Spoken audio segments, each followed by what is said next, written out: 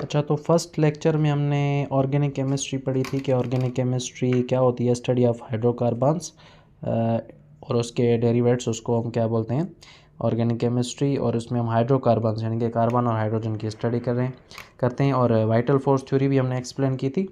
आज हम पढ़ेंगे कि हम उसकी क्लासिफिकेशन कैसे करते हैं। ठीक है, अब देखें कुछ बातें हैं जो आपको जहन में रखनी है। वो कौन, प्रीफिक्स आपको चाहिए। ठीक है, प्रीफिक्स अगर नहीं आएंगे तो आगे आपको नॉमेनक्लेचर जब पढ़ेंगे तो उसमें काफ़ी सारी मुश्किल हो सकती है। तो जब कार्बन सिंगल होता है तो हम उसको बोलते हैं मिथ। ठीक है, मिथ, METH। एन इन या मिथाइल, ये आप लास्ट में चीज़ें समझेंगे, पहले आप ये सिंपल समझें। ठीक है, तो उसके बाद इथ देखें तो दो कार्बन, जब कार्बन कार्बन दो कार्बन होंगे तो हम उसको क्या बोलेंगे, इथ। ठीक है, तीन कार्बन हो गए किसी भी कंपाउंड में तो हम उसको बोलते हैं प्रोप। प्रोपेन, प्रोपीन, प्रोपाइल ये हम बाद में पढ़ेंगे, या पहले ये बात समझे। प्रोप 3 और ब्यूट 4। ठीक है, पेंट 5, हेक्स 6। हेक्स के बाद हेप होता है, मैंने यहाँ पर लिख लिया हेप्टेन, हेप्टीन, हेप्टाइल। ठीक है, तो 7 कार्बन।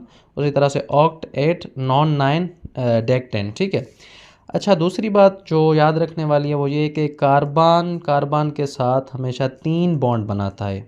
कोई पूछे कि क्यों, इसका रीज़न क्या है। द रीज़न इज़ दैट कि जब कार्बन कार्बन के साथ, क्योंकि उसकी वैलेंसी तो 4 होती है, तो जब कार्बन कार्बन के साथ 4 बॉन्ड बनाता है तो उसमें इलेक्ट्रॉन रिपल्जन होती है। ठीक है, तो चौथा ये एक बॉन्ड, ये दूसरा, तीसरा, ये चौथा, इनका 3 हाइड्रोजन के साथ और एक कार्बन कार्बन के साथ, ये 4 बॉन्ड। इसी तरीके से ये कार्बन कार्बन का बॉन्ड 1 2 3 4, तो इसके ये चार इसकी वैलेंसी पूरी हो गई। अच्छा, इसको हम कैसे लिखेंगे, C2H6 यानी कि 2 कार्बन और 6 हाइड्रोजन, ये इजी है।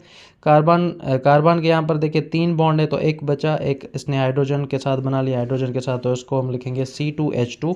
इस तरीके से C2H6 हमने पढ़ा। अब देखें C2H4। ठीक है, अब यहाँ पर 2 बना लिए हैं, तीसरा, चौथा। ठीक है, तो इसको हम पढ़ेंगे C2H4। यहाँ पर H4, 4 हाइड्रोजन, 1 2 3 4। ठीक है, 1 2 3 4, 1 2 3 4। ठीक है, उसके बाद